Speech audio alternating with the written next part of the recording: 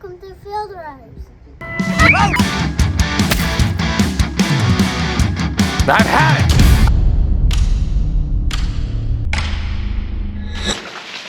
Whoa! Excuse me, little girl? Hey, get out of my cotton field! Hello everybody, it is Sunday and me and I'm not even sure what her name is, looking at some cotton. We are in some tall cotton, almost. What? You okay? You get lost again? All right, so came down here to fire up the pivot, but looks like we got pretty good moisture. We must have caught a little rain shower because there was 8/10 in the rain gauge. So let's drop down. And you can tell, got plenty of moisture here. So, boom. We got plenty of water here. So there's really no point getting the pivot going. We'll save that money on some diesel and all that good stuff.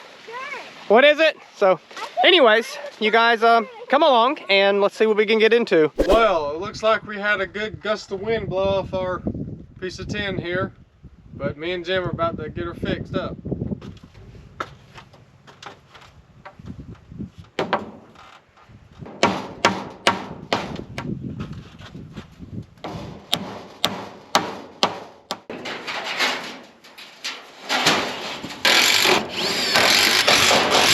Hey Jim, where'd you get that cool hat?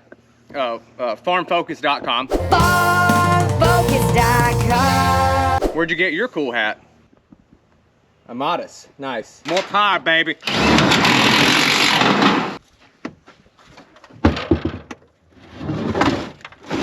We got it back on, so she is nice and secure. We'll keep half of the motor out of the rain. Cotton's looking great, really showing out the cotton behind the cucumbers, Delta Pine 2020.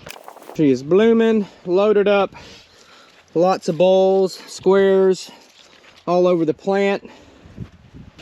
Pretty consistent height.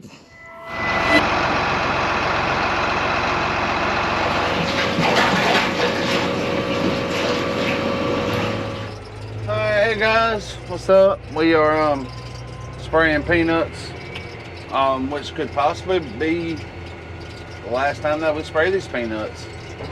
We're getting mighty close to harvest, so we're gonna hit these things with some Provost Silver, and hopefully that'll hold us over until we start digging them up. I want to thank everybody for your thoughts, prayers, and concerns, and all your well wishings. You're doing fine. Just gonna take a little bit to heal up.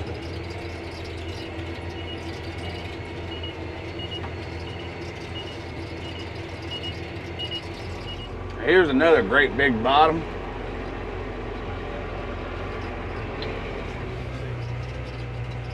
It's almost kind of like a pond. It looks like a pond.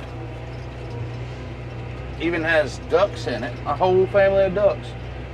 Right there. You see them? I don't know if you can. Well, you know, Jim was supposed to text me how old these peanuts were, but he never did.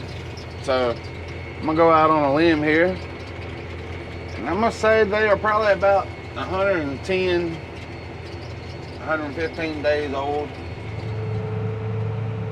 Y'all see that duck? Oh, there he goes. Okay, we are back at the barn doing a little work on the Amatis 2110. We've got the stemmer saw bearings. We've got one that's out, so I've already got the sprocket removed, and then you've got the little bearing that kind of fits inside of a race that's pretty hard, or not a race, it fits inside of a flange and can be hard to get. So I always just cut them out. It's a lot easier just to cut them out. So all these are your stemmer saw bearings, runs along, and that's what de-stems the peanuts. And this one had a lot of play in it, so we're gonna cut it out, hopefully not burn the flange, not mess up the shaft, and put a new one on it.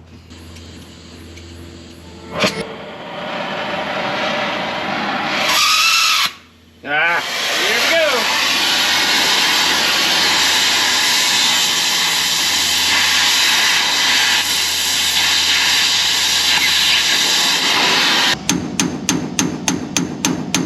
So I've got it cut all the way through there, but I did not cut it all the way through there. Oops.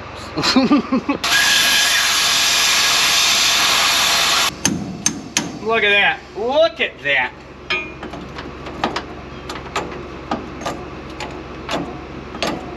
Come on. Whoa. A little hot, little hot. All right, so now we've got the lock collar and the bearing off the shaft. And I did not nick the shaft at all. Everything looks good. So, all we gotta do now is clean this up, get her shined up, put the new bearing on, and she should pretty much be ready to roll.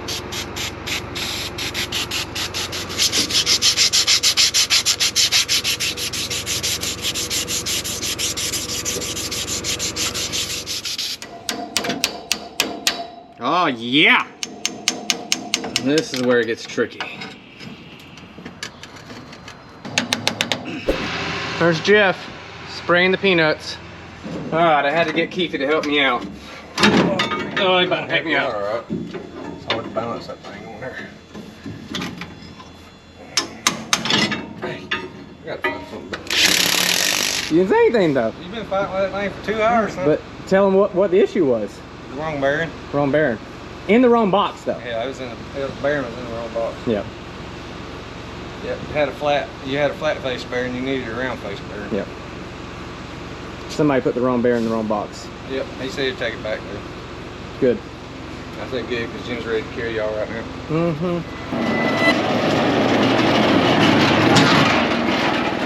How's everybody doing today? Hope everybody's having a great day. Jim has sent me out here to Beavis Field to pick peanut samples. So I have to pick 5 from this field, the irrigated side, and we have a dry corner over there that we're gonna go pick from, about 5 over there too. Basically, these are 125-day-old peanuts, just a little over 125 days. We're gonna go ahead. That looks probably about good right there. I like that spot. You're just gonna sit there and wiggle it till it gives way. Check out all the dirt. And there's your peanut sample. And we gotta get 5 of these, so that is number 3. And here's our final one for the irrigated field.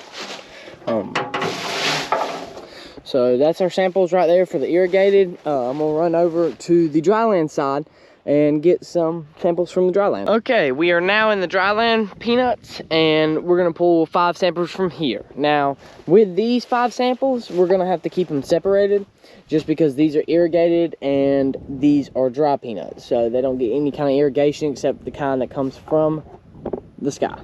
While I have y'all here, I just wanted to put in a shameless little plug-in for my good buddy Jerry.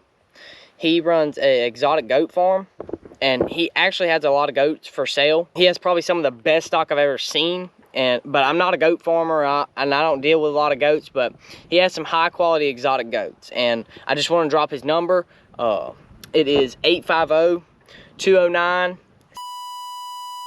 So if anybody needs some exotic goats, just hit him up. Usually he runs about, I think you probably would get him in the best times from 10 p.m. to 12 o'clock at night.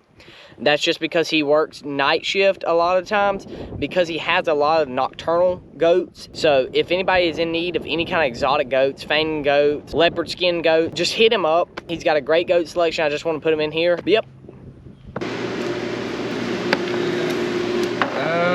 Probably about a week and a half, 2 weeks. Stems? Nah, it don't matter. All right, Trevor is back from getting the peanut samples pulled. So we're gonna pull about 150 or so of each sample. We've got our irrigated and our dry land. Then I'm gonna run that over to IFAS, which is the International Food and Agriculture Science. We just call it the Research Center. University of Florida. They're gonna pod blast it and kind of see how far along we are. As you heard earlier, Trevor mentioned these are about 125, 127-day-old peanuts. So that'll kind of give us the knowledge of when we should turn these things upside down, dig them out of the dirt, and start picking them. But, Dad, let's talk a little bit. So you have been growing peanuts since 1974. Right. So a lot of years of wondering when to plow up your peanuts. Talk about some of the methods that you have used to let you know when it's time to plow up your peanuts. Okay. Well, when I first started, mostly we just depended on the older farmers to tell us kind of when to pick, and we learned how from them. We just scrape the hulls and that kind of stuff. And right. See what's ready and what's not, and look at the peanuts and all. And just kind of, it was a lot more guessing back then to get them just right, you know. Yeah. I mean, you can do it. But I don't forget what year it was. They come out with the chart. The profile board. The profile board. Yep. And so after that, we've always used the profile board to get when our estimated time is to plow it. Gotcha. You want to plow, make sure you not let it early plow it, it costs you money because you're still gaining weight, but you don't want to be that weak or too late because the mature ones will fall off and you'll lose that big heavy crop. Yep. So would you say out of all peanut production, you've got all this, you know, you're spraying for fungicide, herbicide. Is this the most important decision out of all those steps? Not the most important, but it's a very important step of gathering peanuts. Because a pile of money could be lost or gained from plowing up too early, too late. Exactly. You're right. You want to be on time. Cool. All right. All right. Sounds good. So you mentioned the scratch test. Let's scratch some. Oh, you don't like those? All right, we'll get some more. Okay.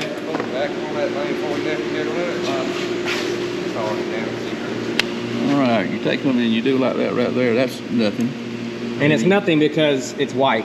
It ain't you want it black. There's a good bright orange. A little closer. There's one that's white. A little bit of yellow. That one will probably be more that way.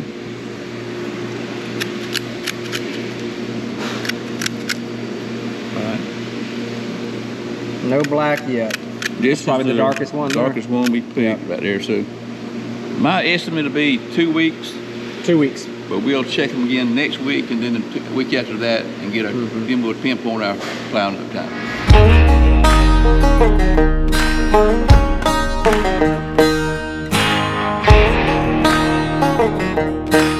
Okay, here we are at, what do we call this place again?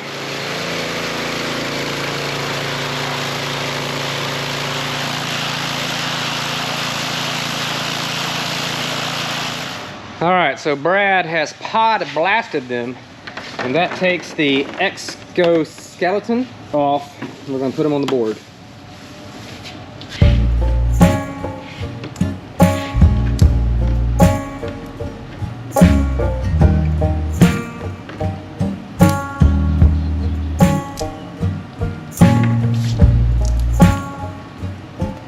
So if they're brown and black, that means dig.